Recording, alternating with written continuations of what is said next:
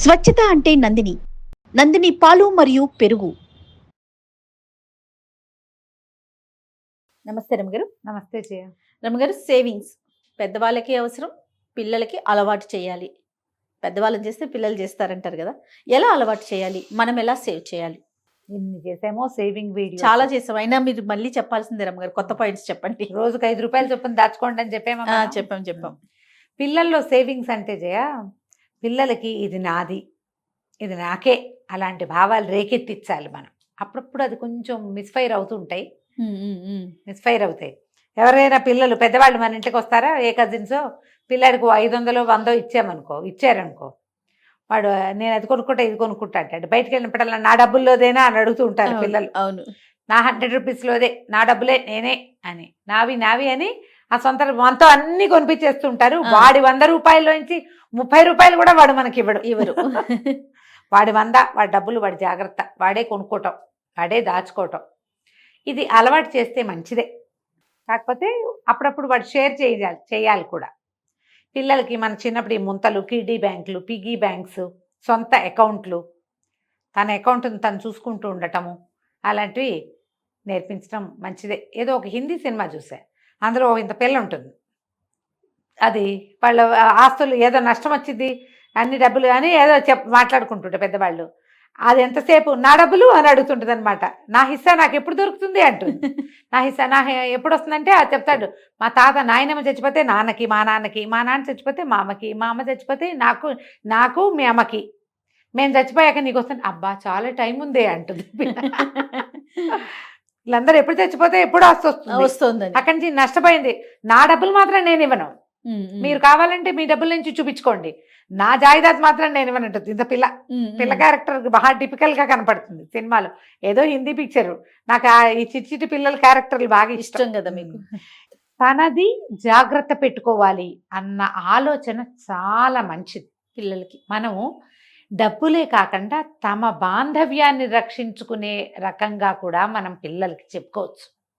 ఎట్లా నీ డబ్బులు దాచిపెడతావో అలాగే నీ రిలేషన్ని కూడా నువ్వు జాగ్రత్త పెట్టుకోవాలి. చూడు, దానికి ఒక విషయంలో జాగ్రత్త ఉందనుకో జయ, ఒక విషయంలో, రెండో విషయాన్ని మనం అటాచ్ చేయటం సులువు కాదు, చాలా సులువు అండి కదా. ఏ రాయటం వచ్చిన వాళ్ళకి కే రాయటం ఈజీగా నేర్పించవచ్చు మనం, అంతేనా? చాలా అసలు కదా. ఇది ఈ పాయింట్ పట్టుకోండి దయచేసి. వాళ్ళ డబ్బులు వాళ్ళకి పెట్టి పిల్లల్ని సెల్ఫిష్గా తయారు చేయటం అని పొరపాటును కూడా అనుకోవద్దు. ఇది వరకు మనం ఈ వీడియో చేసినప్పుడు జయ నాకు జ్ఞాపకం ఉంది, నేను మర్చిపోలా. చిన్న కామెంట్స్ అయినా కొన్ని నెగిటివ్ పాయింట్లు బ్రెయిన్లోనే ఉంటాయి జయ నాకు. అది అవసరమైనప్పుడు దాన్ని వాడతాను, గుర్తుపెట్టుకుని చెప్తా. అప్పుడు మనం చేసినప్పుడు 4 ఏళ్ళు పూర్తిగా అయింది, నాకు జ్ఞాపకం ఉంది. అప్పుడు ఒక 5-6 కామెంట్లు ఒకళ్ళిద్దరు నాకే పర్సనల్గా పెట్టారు. పిల్లలకి కనుక అలా నేర్పిస్తే వాళ్ళు సెల్ఫిష్గా అయిపోరా? రైట్, మనం డిస్కస్ కూడా చేసుకున్నాం ఆఫ్ కెమెరా కదా. అవును, గుర్తుందా నీకు? గుర్తుంది. పిల్లల్ని సెల్ఫిష్గా అవ్వనివ్వండి.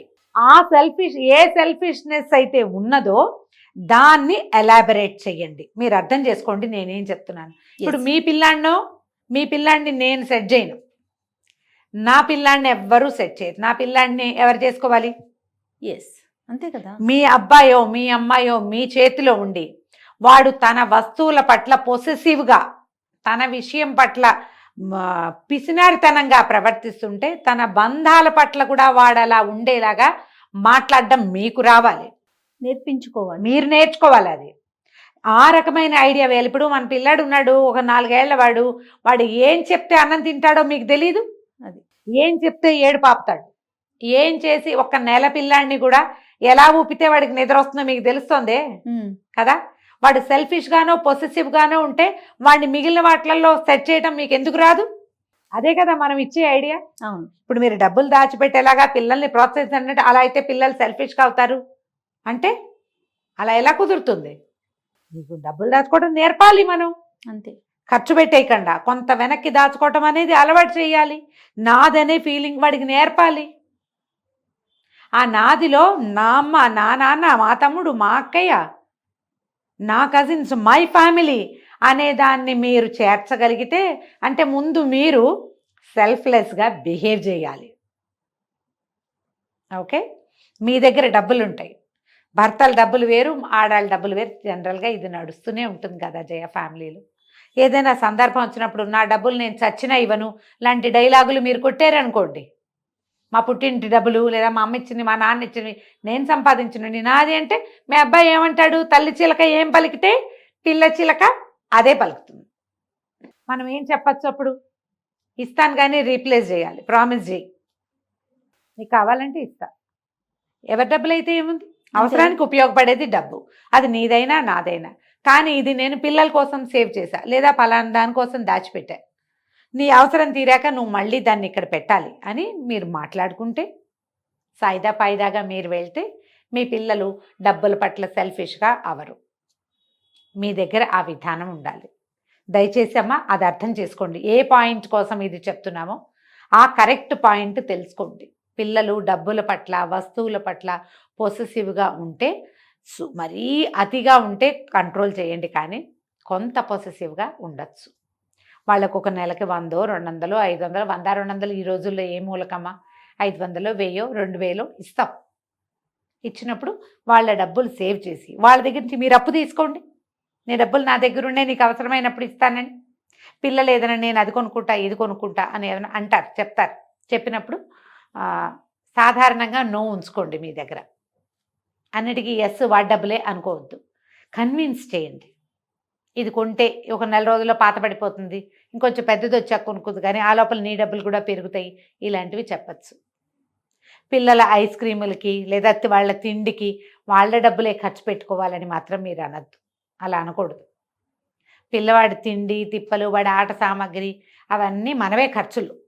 స్పెషల్ ఖర్చులు ఉంటాయి. మనం కొనము అని వాడికి తెలిసి నా డబ్బులతో నే కొనుక్కుంటా అని వాడు అంటున్నప్పుడు ఆ వస్తువు సరైనదైతే మీరు కొంచెం పట్టు సడలించండి. పిల్లలతో ఎకనామికల్గా ఫ్రెండ్షిప్ ఉంచుకోండి.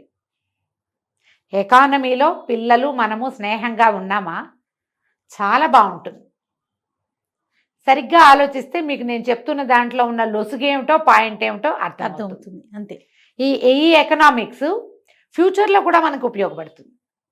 ఎప్పుడు కూడా వాళ్ళ డబ్బులు వాళ్ళకి సెపరేట్గా ఉంచండి. ఎవరైనా ఇస్తూ ఉంటారు, వాళ్ళు వీళ్ళు ఇస్తారు, గిఫ్ట్లు ఇవ్వడాలు మన పద్ధతులే అవి. వాళ్ళు ఎవరైనా మన ఇంటికి వచ్చినా ఇస్తారు, మనమే ఎవరింటికైనా వెళ్ళినప్పుడైనా ఇస్తారు, లేదా మనమే నెల నెల ఇంత డబ్బు ఇస్తాము. పిల్లలతో కొన్ని పనులు చేయించి డబ్బు ఇచ్చే అలవాటు చేసుకోండి మీరు. అప్పుడు కొంతమంది పిల్లలు అన్నిటినీ డబ్బులతోటే లెక్కెడుతూ ఉంటారనుకోండి, పిల్లమోహం చిన్న పిల్లలు కదా, చూసి చూడనట్టు ఊరుకోండి.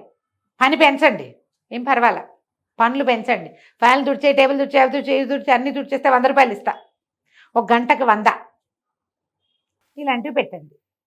ఇవన్నీ క్లియర్ చేసి నీట్గా చేసి పెడితే, ఎవరో వస్తున్నారు వాళ్ళ కోసం సర్దాలి, నాకు వంటింట్లో హెల్ప్ చేయాలి, లేదా బజార్ వెళ్ళి ఏదైనా తెచ్చిపెట్టాలి, దీనికి ఇంత అని పెట్టుకోండి. పిల్లలకి పని విలువ అర్థమవుతుంది. డబ్బు విత్ శ్రమ అనుకో, దానికి ఒక వెయిట్ ఉంటుంది. సరిగ్గా ఆలోచించి, ఇక పనికే వాళ్ళని అంకితం మాత్రం చేసేయకండి, కానీ ఇది చెయ్యొచ్చు. ఈ ఎకానమీ పాయింట్ల వల్ల పిల్లలకి జనరల్ వాంటింగ్స్ కొంచెం ఎక్కువే ఉంటాయి కదా, సాధారణంగా ఉంటాయి. మనకు మరీ ఒకళ్ళు ఇద్దరే పిల్లలు కదా, ఈ వాంటింగ్స్ ఉన్నప్పుడు ప్రతిదానికి ఎస్ ఎస్ ఎస్ వెళ్ళద్దు. అలాగని నో నో నో నో కూడా వెళ్ళకండి. ఓ రెండిటికి ఎస్ చెప్తే ఒక 3-4టికి నోలు చెప్తూ ఉండండి. 4-5 నోలు చెప్పాల్సిన అవసరమే వచ్చిందనుకోండి, వాళ్ళు అడగకుండానే ఎస్కి రెడీగా ఉండండి. మీరు అంటే మిమ్మల్ని కరెక్ట్గా పిల్లలు ఎస్ఎస్ చేసేసేలాంటి స్థితిలోకి మీరు ఉండద్దు. ఏ స్థితిలో ఉన్నప్పుడు అమ్మ ఒప్పేసుకుంటుందో వాడికి అర్థమైపోతే అప్పుడు మిమ్మల్ని ఆ స్థితిలో పెట్టి వాడు ఎస్ చెప్పించేస్తుంటారు. కొంచెం ప్లాన్డ్గా మీరు తెలివిగా ఉంటే పిల్లల్ని ఫైనాన్షియల్ థింగ్స్లో సరిగ్గా ఉంచగలుగుతారు. ఇది ఇప్పుడు మనం చిన్నప్పుడు ఒక 5-6 ఏళ్ల వయసు నుంచి వాడికి 12-14 దాకా ఈ స్ట్రాటజీ మనం మెయింటైన్ చేస్తే, వాడి 14 నుంచి 19-20 దాకా వాడిని తనని తాను కరెక్ట్గా చేసుకోగలుగుతాడు.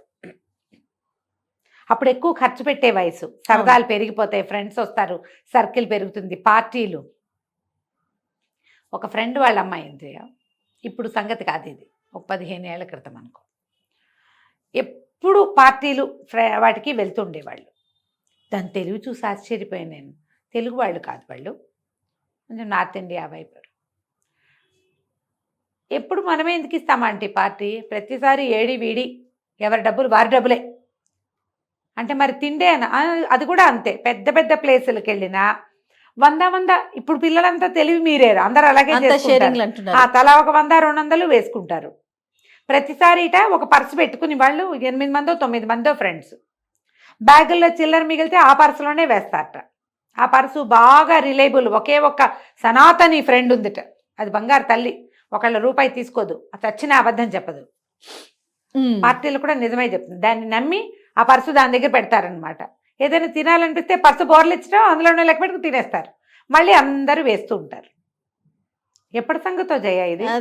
17-18 ఏళ్ల క్రితం సనాతని ఫ్రెండ్ అంటుందన్నమాట అని చెప్పింది నాకు.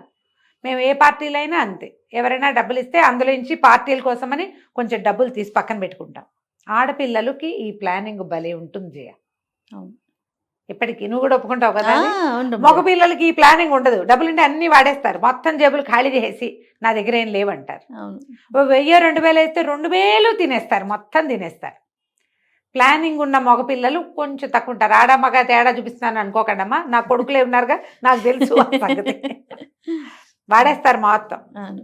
పిల్లలకి అయితే నువ్వు వాడేసావు కాబట్టి ఇంకోసారి నన్ను అడగద్దు, సరే ఈసారి 100తోటే సర్దుకుంటా అనేలాగా చేయండి. ప్రతిసారి 2000-3000 ఇవ్వాలంటే ఎక్కడిస్తాం? అదే కదా. పైగా తిండికే మొత్తానికి అయిపోతుంది. ప్లాన్డ్గా కనుక మీరు 5-6 ఏళ్ల వయసు నుంచి వాడి డబ్బులు, వాడి ప్లానింగు, వాడికి కావాల్సినవి, వాడికి అక్కర్లేనివి, వాడి ముందు మీరు మాట్లాడే మాటలు, ఇవి కనుక సరిగ్గా చేసుకున్నారంటే తర్వాత జీవితం పర్ఫెక్ట్గా వెళ్తుంది. అంతే అంతే కదా. చాలా బాగుంది రమ్మ గారు, చాలా మంచి మంచి విషయాలు చెప్పారు. నమస్తే అండి. నమస్తే జయ.